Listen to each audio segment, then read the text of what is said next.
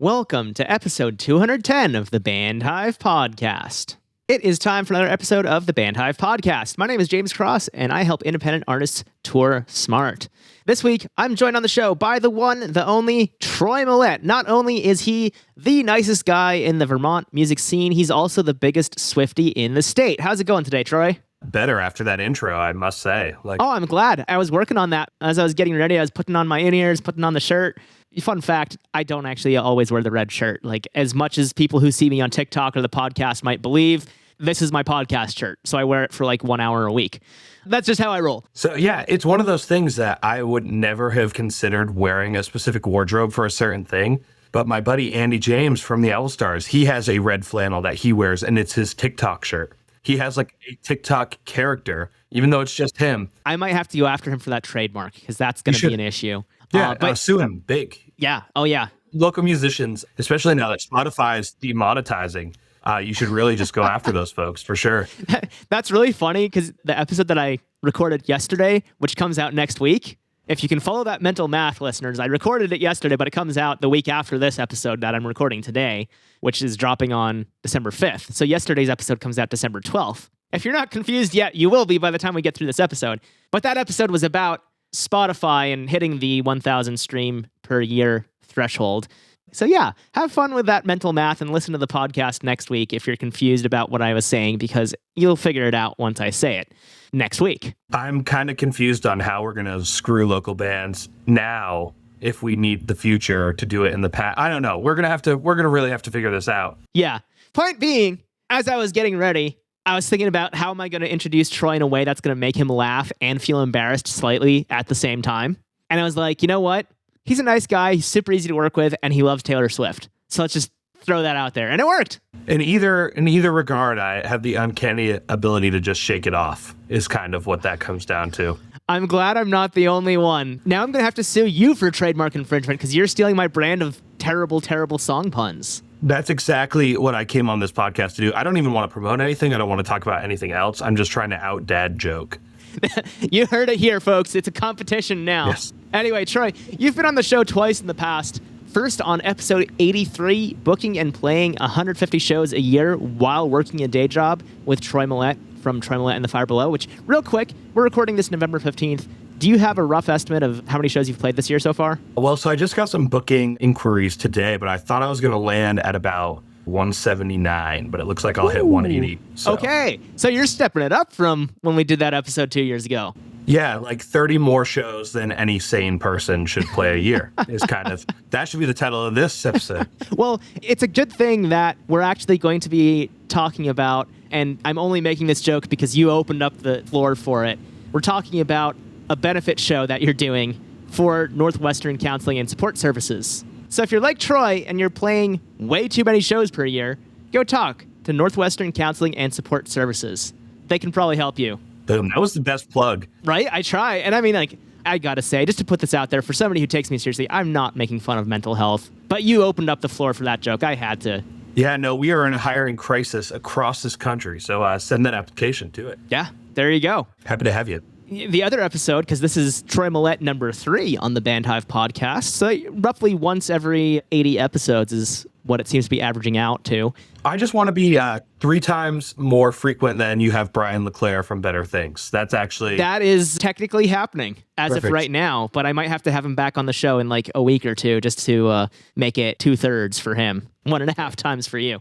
I'm going to send you so many booking inquiries to the Band Hive podcast. Oh, no. Studio booker. So you've just started a war you cannot win. No one's winning now. I'm turning into Higher Ground. You know, every other email they get is Troy Millette looking for bookings at Higher Ground. Absolutely. And ArtRiot, they've been debunked for 2 years. I still email them every week just to make sure. You're coming back, right? You're coming back? Cool. I'm opening the venue. I'm first.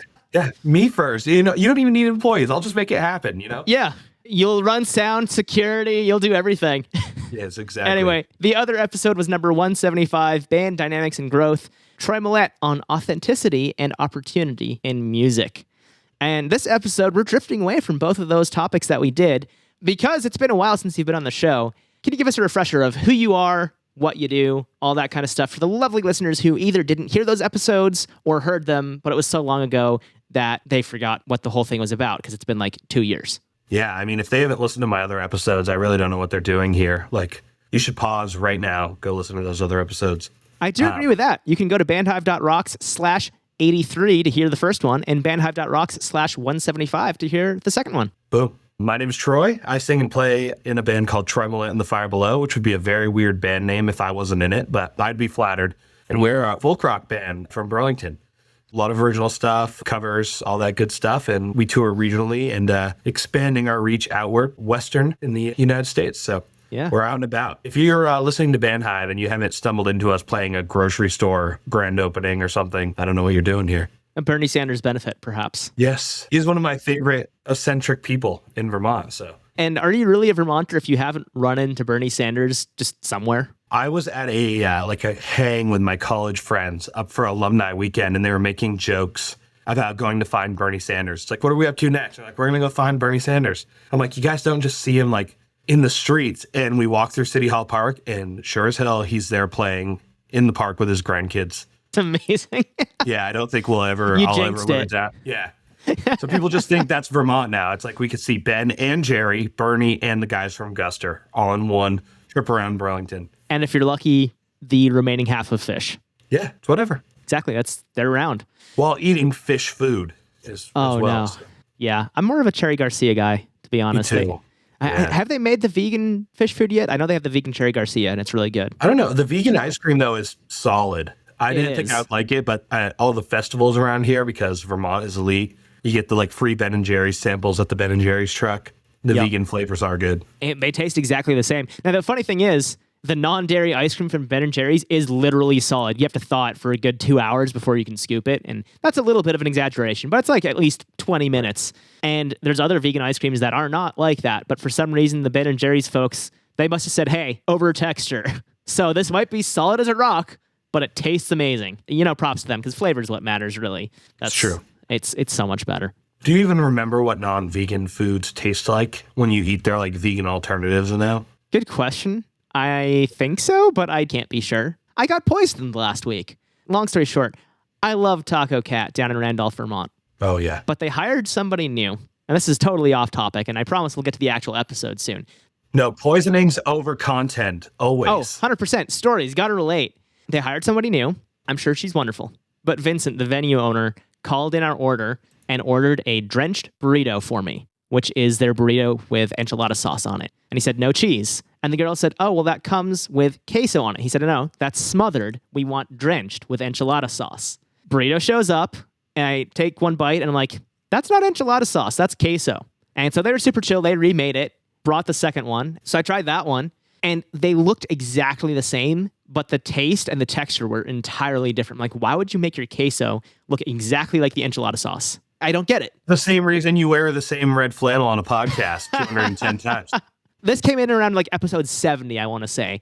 So fun fact about that, I did it because I noticed that TikTok likes my red shirt more than they like purple, yellow, green, blue, black, whatever other colors. Because all the videos I had that went viral, I was wearing this red flannel. Or a red flannel, because I have multiple, not going to lie. So how do you know now which red flannel is more viral than the other red flannels? Oh, they're all 100% the same. I just have multiple red flannels from Amazon from the same seller, where I was like, that's the red flannel. I'm going to buy another one. I need a new one. It's like when they go through 75 blue Imprezas to make a Fast and the Furious movie. Yeah, no exactly. one knows which car was where. Yeah. Or dogs on TV shows. The TV show has been going for 20 years and they still have the same dog. No, they don't. That's 12 Fidos later. I love how animated shows will have the dog die so they can bring in a new dog before sitcoms that feature an actual dog.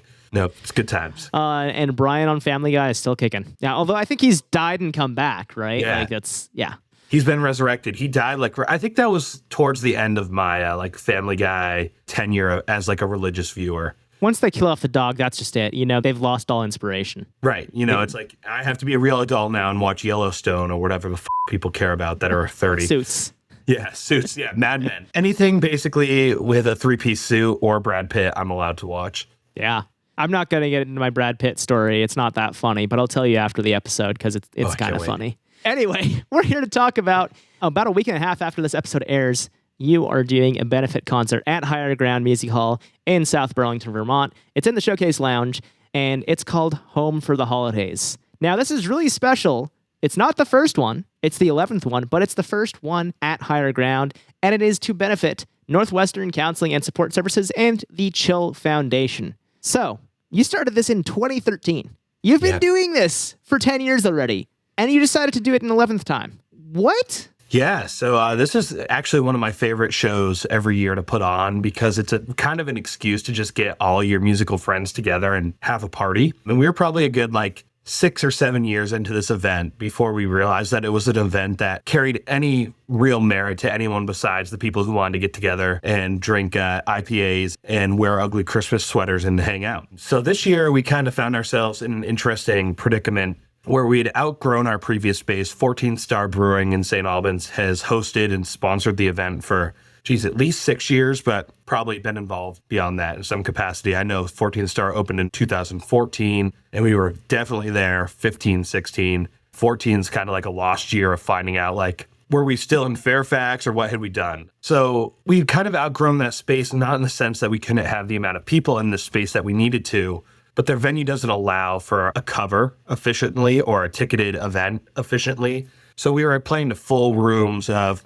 150, 200 people and donating next to nothing to these causes. And NCSS has been a beneficiary for the last 4 years. We've worked with Make-A-Wish before and the American Cancer Society. And it was really important to me to get back to a place of financial stability where we could not only raise awareness, but also contribute to these causes financially. And Higher Ground just has the infrastructure to make that happen. Yeah, so this was both growth out of necessity, but also out of saying, let's take it to the next level and do this a little more officially, I guess, is what it comes down to, right? Yeah, I mean, dollars off each ticket are now going to both our beneficiaries. It also just has the infrastructure of making it a quote-unquote real show. It's not a holiday party. It's not an ugly sweater party. It is bands on a stage performing their art for the benefit of these causes, which ups the ante. And it's one of those things that in 2013, I would have never fathomed that we could justify even looking into hosting this event at Burlington's biggest club. You know, the first Home for the Holidays happened at a restaurant called the Country Pantry that had 40 seats. And that was half of them you couldn't see where we were performing. And so to go from that to being able to play Higher Ground where I've seen all my favorite bands is just amazing.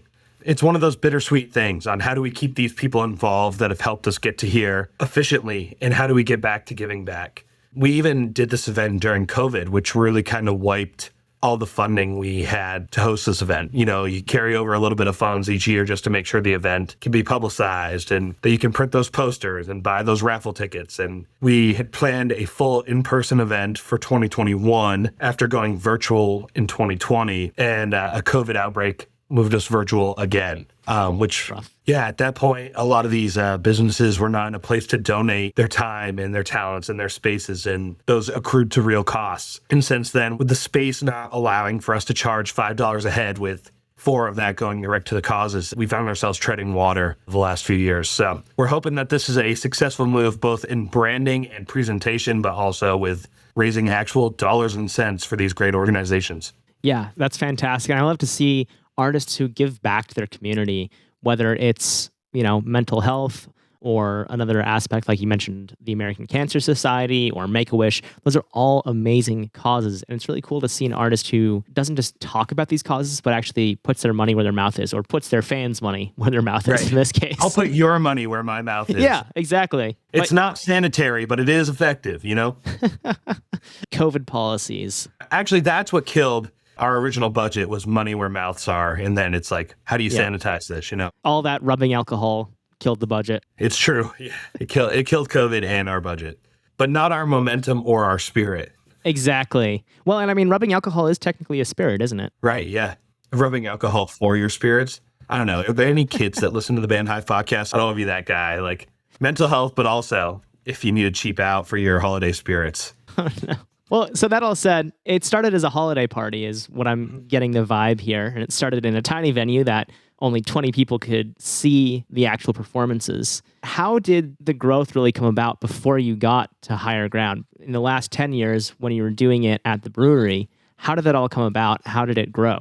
Yeah, so there's something to be said for the positive aura, right? And it sounds so cheesy, but I think that it got to a point where enough people were having fun watching us have fun around a microphone, then it kind of became one of those things that you wanted to be involved with again. So every December when this would roll around, we'd get messages from 14 Star that wanted to host again. And we'd put the Facebook event out there and people wanted to come again. And you want to up the ante, right? So it goes from, oh, my work holiday party is actually going to come be part of this event instead. And we're going to have 14 of us meet here, so it's the snowball effect, pun somewhat intended.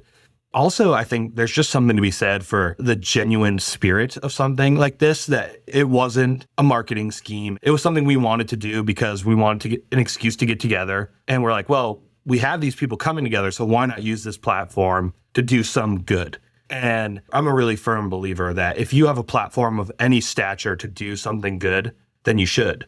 And, we do a lot of merch donations because we're not the wealthiest band around, but that's a net zero when you're having one-for-one printing, and that's money donated. And that's helping lift people up in your community who want to see you succeed, but need your help to succeed in that moment.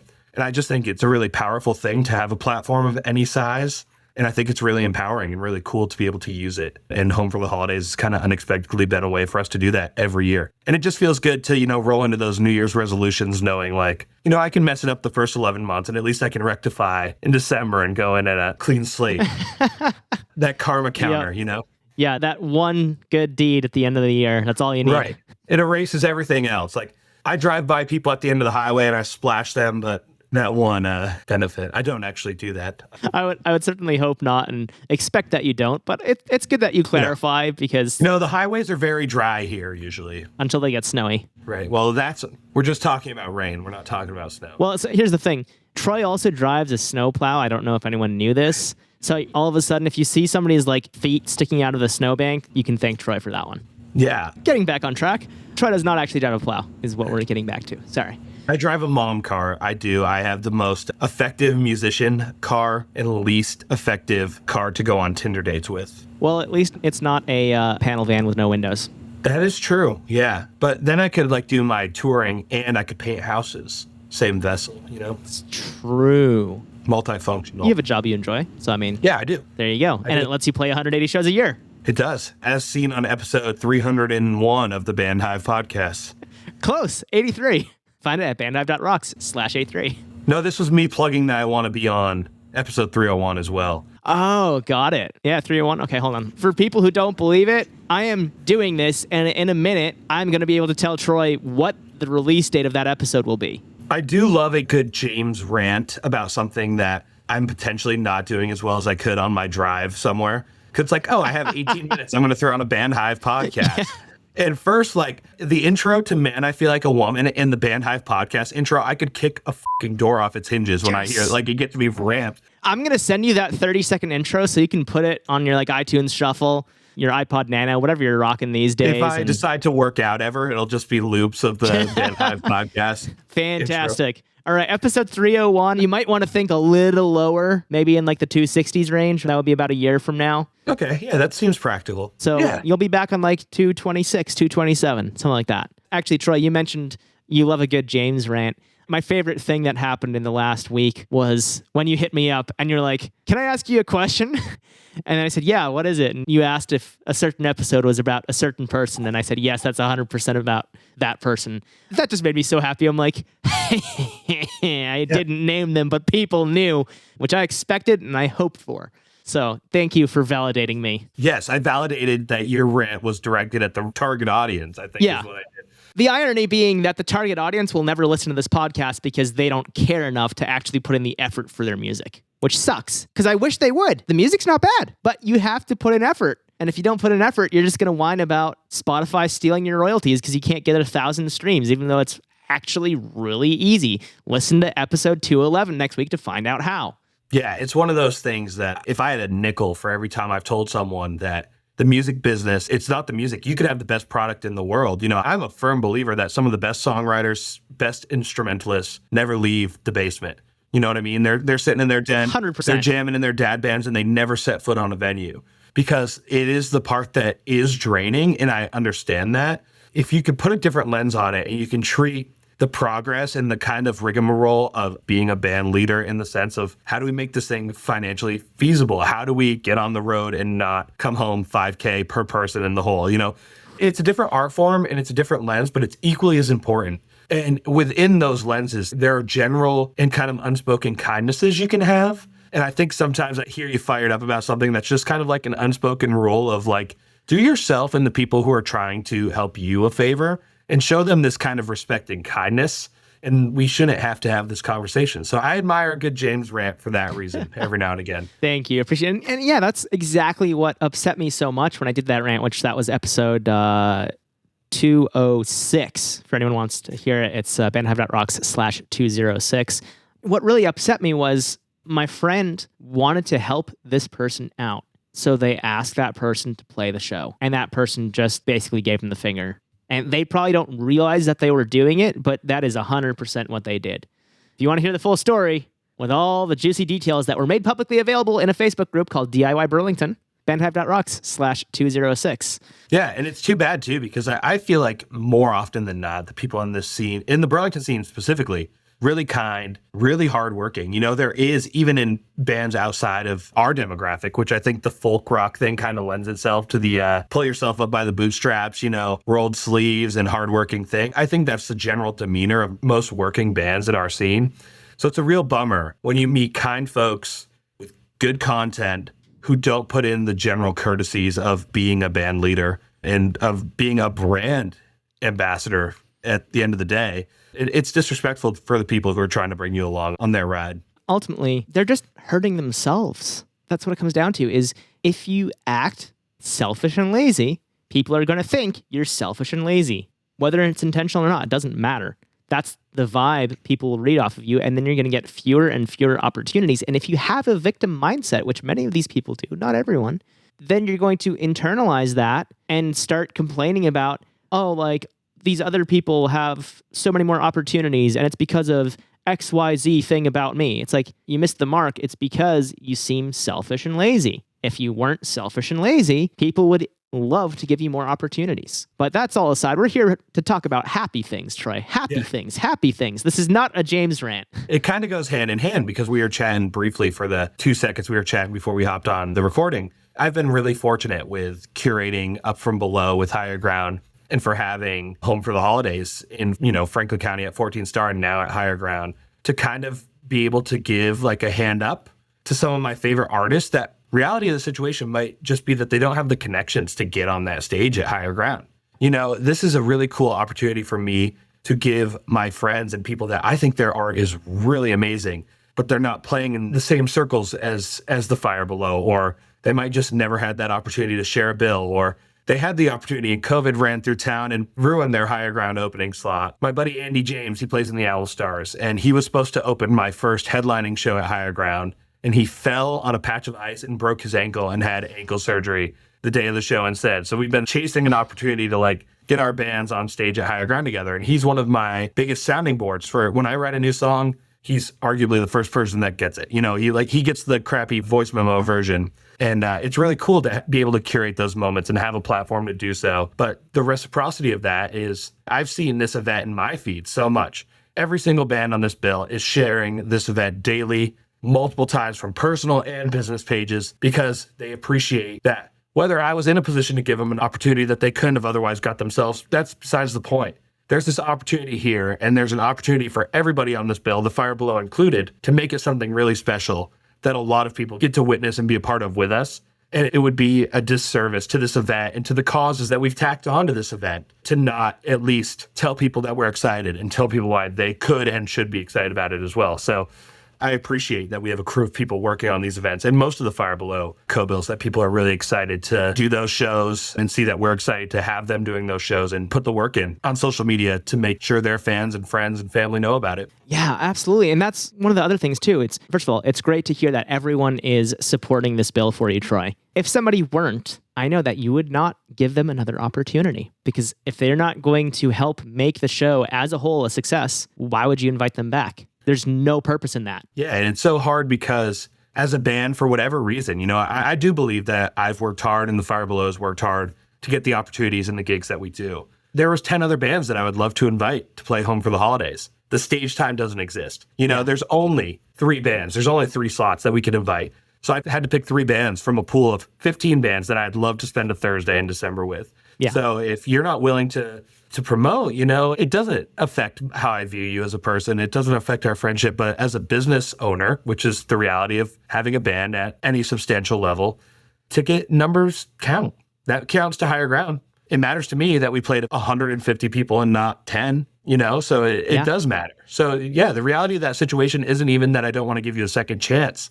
It's that the slots are fleeting. And if you aren't willing to put the effort in, maybe one of these other 15 bands that I like just as much is willing to put that effort in. That becomes tough. 100%. And then you also have to think about that Higher Ground is going to notice who's promoting and who isn't. So if they see somebody who put in a ton of effort, they might pull that person for another show in the future. They see somebody who did not do anything. Guess who's not getting invited back to Higher Ground ever again? And quite potentially, if somebody else wants to build a bill and put that band on there, Higher Ground's going to say, no, not them. Yeah. Like, they're not coming back here. Sorry. I've had experiences not directly with our headlining shows, but of, hey, do you think that these people put more effort in than they did the last time? And as you know, being in the industry at various levels, as long as you have, second opportunities are lightning striking twice. Yeah. You earn a second opportunity. If you're given one, you should capitalize. 100%. But unfortunately, like Higher Ground, again, they are the most predominant venue in Vermont, and there's only so many slots. If they have 3,000 bands that they would love to have, they're only hosting about 150 shows a year. The spots are fleeting. Why would they give band X, Y, and Z, who failed to make an Instagram post, which costs $0, takes almost 0 minutes. When they couldn't be bothered to do that, why would we be bothered to make your show happen? And that's the reality, whether you deserve that or not. And I get things happen, and I get that gigs are, you have other things you need to promote down the line of, I can't promote this show in January because I have these 3 things in November. I get it. But there's ways to creatively sprinkle it in there and at least show that you're attentive and you're aware that you have this coming up. Yeah. And you could make a single post in 4 months. That would be better than nothing. It would still not be enough, but it's better than nothing. Also, your Facebook event sections and your website tour show listings, you would be surprised how many people are actually paying attention to that. And there's ways to manipulate the perception of that so that the cream rises to the top, right? This show needs a boost. I'm intentionally not posting about shows in 2024 yet because we have a big show at Higher Ground to end 23. It's not that I don't care about those 2024 shows. It's that I then have 2 weeks after this event to highlight this stuff we have coming up. And probably another week I'm off for a little bit. So probably mid-January. So it's I have a full month after the show to dedicate my attention to the next show. And that's intentional. And I understand that. But when it's just negligence to post, that grinds my gears. Why can I not find your stuff? I want to come support you. Regardless of how bands that might be expecting you to pull your weight promoting or want to see you succeed. As a fan, if I can't find your stuff, that's frustrating. 100%. So, it's terrible. And I've done that. I was I want to go see this band. Oh, they played here yesterday? They didn't make a single post about it. I would have gone. Oh, okay. And then I just don't care anymore because the next time it's I don't want to be following this band that I'm always going to miss because they never talk about it until they post, oh, that was a sick show last time. Cool. I would have liked to be there, but you didn't make a single post about it. So I had no idea you were here. Yeah. Exactly. And I mean, you work at a venue size, I don't know if you name drop. The Underground? Oh, yeah, that's fine. Really cool venue, but every ticket matters. You know what I mean? It's the town government of venues in the sense that it's a really professional, really cool space, but it's really small. So every head in that place counts. Every ticket sold is one for the good guys. And you get to see, and I think that playing shows like that in venues that do it right matters because, it can feel so easy to be swallowed up by these big venues. Oh, well, they're, no one cares because there's going to be people there anyway. They're playing so-and-so brewery. You can't even go in there on a Wednesday. It's so packed. Why do they care if I'm there? A place like the Underground or the Showcase Lounge at Higher Ground or Nectar's even, those venues, everybody in there matters and is a contributing factor to the success of that show and that band being able to perform there again. And I think it's really cool to see that, but it's clear that some bands haven't figured that out or experienced it firsthand. Absolutely. And it's so cool to take a space like the Underground. The first sellout show we had there, mainly I'm the sound engineer, but I also do promote shows maybe a handful a year tops. I think I've done 3 or 4 this year so far. But we're doing 1, maybe 2 at the end of December for something really special. And our first sellout last year was literally just 2 kids from the town who are phenomenal musicians named Cobalt and Titian. And everyone in town basically came to see them. Friends, Coquette. family, like, yeah, exactly. We wanted Coquette, but their bass player wasn't able to make it. And that was our first sellout there. And it was really special. And we did not charge enough for tickets. And I wanted to charge more this year. And they were like, no, that feels scummy. I'm like, but guys, and we are charging a little more, but not as much as I wanted to. It's like, if you can move 50 tickets at $10, you can move 50 at 17. They're like, we're not doing more than 15. I'm like, okay, that's fair. We'll do 15 advance, 17 day of. How's that? Or I think 15, 18, something like that. But by the time this episode comes out, that show will be announced. I'm really excited to have them back because it's going to be such a special night and looking forward to doing it a second time in that space. And the venue is billed as a listening room. It's called the Underground Listening Room. And it's not at all a listening room in the traditional sense that you go there, you sit down, and you shut up. Like, it's not like that. It's not a bar. We don't have a liquor license. We don't serve alcohol. It is BYOB.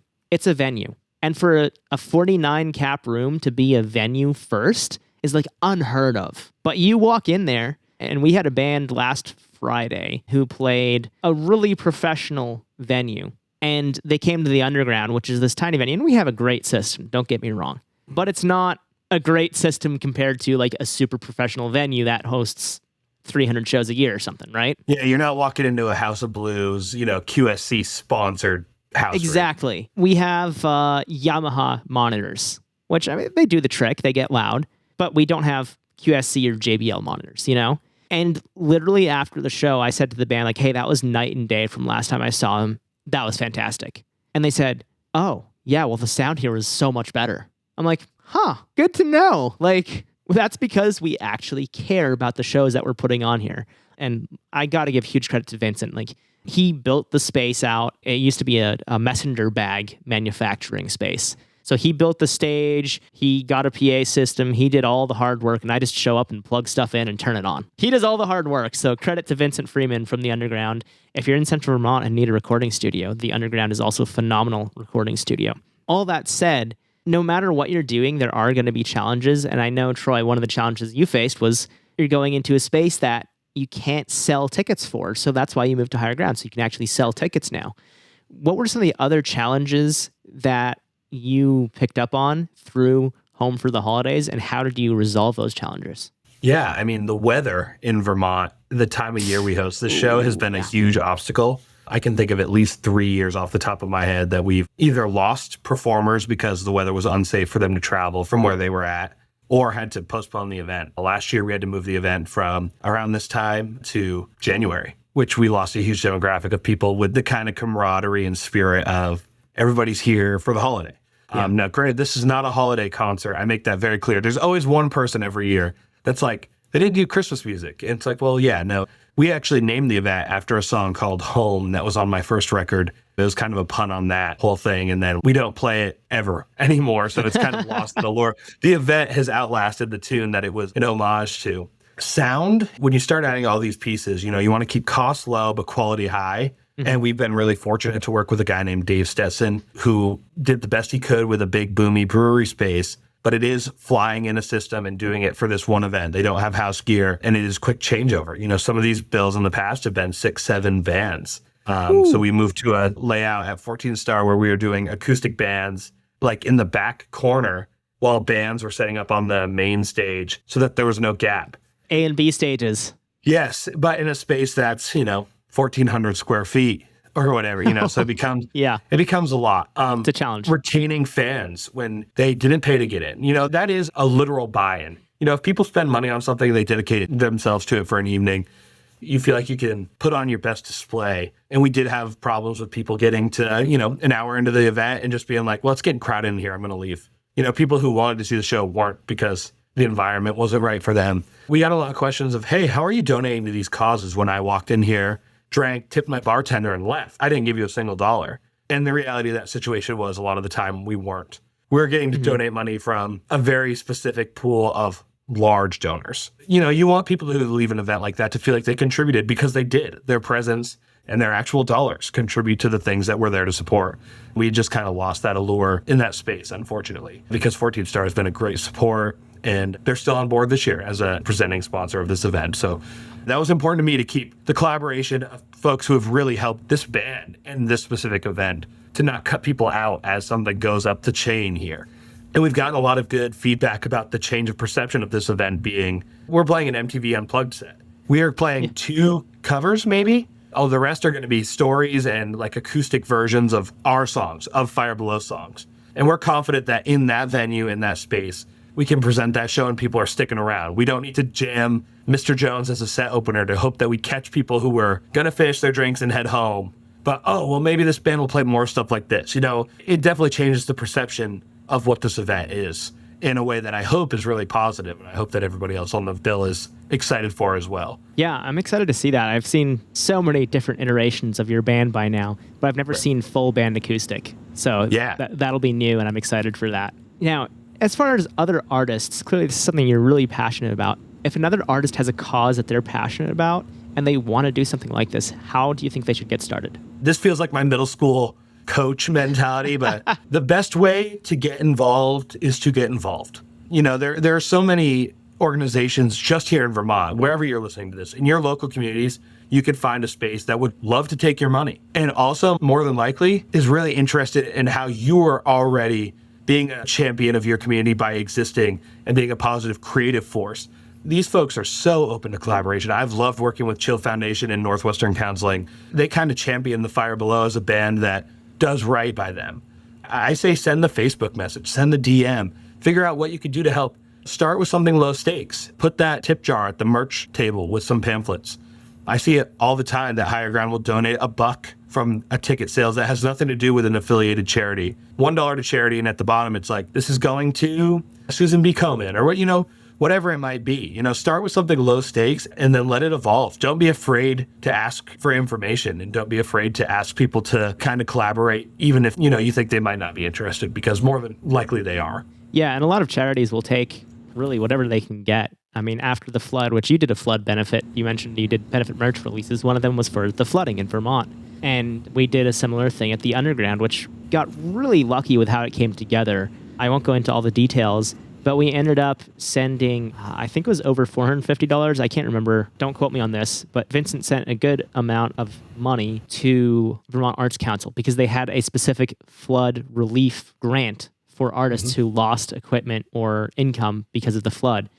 And it was all because we were given a contact at National Life who covered the entire cost of the room and the production for that night.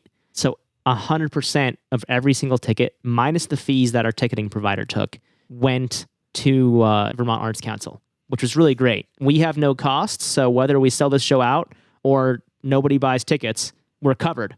Like, we have the sponsor for the event, thank you. Then Vincent, he's a super nice guy, even donated a little bit on top just because he's a class act. And so Vermont Arts Council was so thankful. They sent somebody out to talk, and this is before they even knew how much they were going to get. They just said, hey, we have somebody in Randolph, because I asked, do you have somebody that you want to have them say a few words? They're like, yeah, please. Like, we'll send this person. What time does she have to be there? Like, cool. Let's have her out right before the headliners. Because we run shows early at the Underground, and I love it. That's like, show's over by 10. Sweet. I'll be home before midnight. The event integration, you know, once you get to a level 2, like, that was one thing that sometimes I feel like the perception is, well, we don't want to bum people out. It's like, no, people are there because they're interested in these causes, and like, things are hard and circumstances can be non-ideal, but you know, it's important that people get to tell their stories and use that platform as well. Like I said earlier, if you have a platform, use it. It doesn't matter the size of that platform. And we're really excited, same thing, to have folks from Chill and NCSS there to explain where those dollars go. And the same way I try to believe that most people are inherently good, I have this perhaps sometimes naive mindset that most people inherently want to help. And I think that's a good mindset to have when you approach this. You know, I'm not under the impression that we're going to be able to put 60 kids on the mountain with Chill through this event or fund 2 new housing programs for NCSS. But I'm a firm believer that it's going to help. And that mindset probably comes from the first year we donated to Northwestern Counseling. I had a very lofty goal and we undershot it. And in my email, which was still a substantial sum of money, I said, I'm sorry, it wasn't more. And the email response I got back was, this is, you know, whatever it was, 22 pairs of shoes for a kid that didn't know where they were going to get them. This is heating for 3 months at a residential house, you know, and whatever it was. To see those breakdowns of the direct difference that sum of money can mean That would have felt good if this put shoes on one person who wasn't going to have them. This is one tank of gas for a family that wasn't sure how they were going to pay their bills, and now they can get to work next week. That feels good, and you should take pride in that, and you should also, not take it for granted. And I think that giving your art and giving your time is very easy once you feel comfortable in your own skin to do so.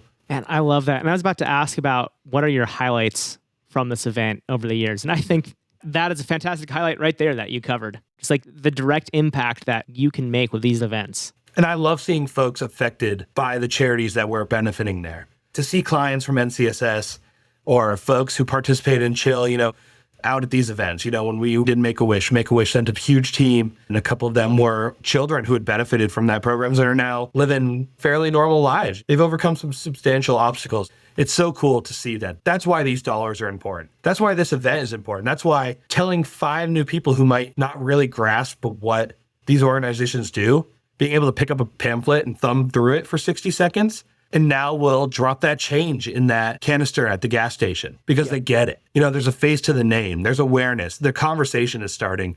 It sounds like a walking billboard of an after-school special, but having tough conversations and recognizing that there are supports and organizations out there is half the battle. And if nothing else, I am super proud that I get to put the Chill logo and the NCSS logo on 500 posters and hang them up and hope that 15 people are like, what are those organizations? And type it into their phone. That's a win for me. And I hope we get to do much more, but that's worth the time and the effort for me. So. Yeah, absolutely.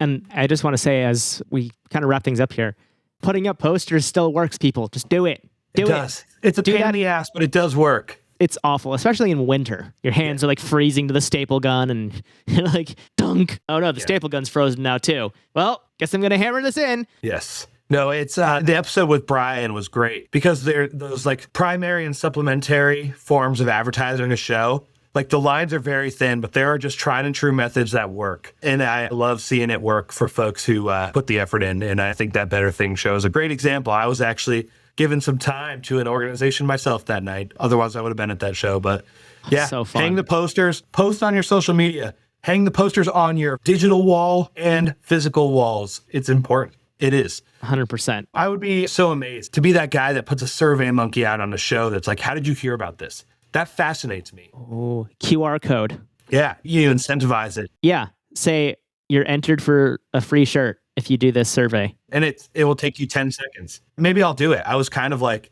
please. It would be cool if people did this. It's like, well, you could. Yeah. You totally could. I love that idea. I'm glad you mentioned it. I'm a genius. You'll find out more on episode 301. Yeah, or 227 or whatever it ends up being. Which, on a side note, episode 204 is the one we did with Brian, and it was called Getting Creative with Marketing. Brian LeClaire of Better Things. Great dude. Great business mind. It's always like one of those things that kind of gets me excited when you see someone who like has a clear vision, takes the steps to get there, but also is just a true-blooded creative type as well. Because they are rare animals. Yeah. And we know each other because of Brian. So there's that tie-in as well. At a benefit concert, I believe, actually. It was, yeah, which you put together in a baseball field in Fairfax, Vermont. I kind of got the bug for doing that. That's how I decided to spend the summer, the last few weeks before I went to college. I was organizing this benefit concert. Nice. I'd gone to Relay for Life and decided that not enough people cared, specifically at my age at that time. Now that I'm like almost 30, people are aware that they should care, and they do. But not a lot of 19-year-olds cared about donating money to American Cancer Society. So I took it on as my mission. Yeah. Hey, you did a good job, and here you are. That was 2013. Yeah. So 12 years later, here we are.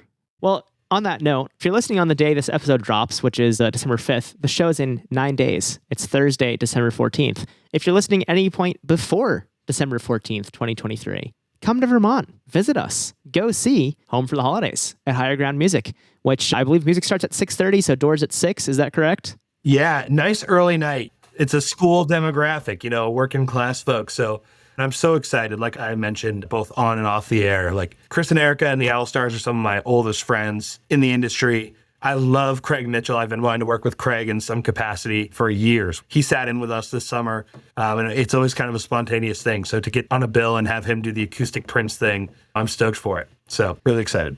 Fantastic. All right, Troy. Well, thank you so much for coming back on the show for appearance number 3. And here's looking forward to appearance number 4 sometime before Brian LeClaire gets to appearance number 2, which may or may not happen. But I'm also looking forward to seeing a video of you drowning in toothbrushes because you ordered far too many, or they sent you many, many blank toothbrushes by accident. That was my favorite thing on the internet for over a week. Oh, same. Yeah. So good. And the production cut on the video of the longing, like he looked beyond the lens as he's like having this existential conversation about what someone does with, some C quality toothbrushes. Premium quality, unbranded toothbrushes. Yes. Amazing. All right, Troy, man. Thank you so much. Have an amazing day, and we'll talk soon. You too. Thanks, Chips.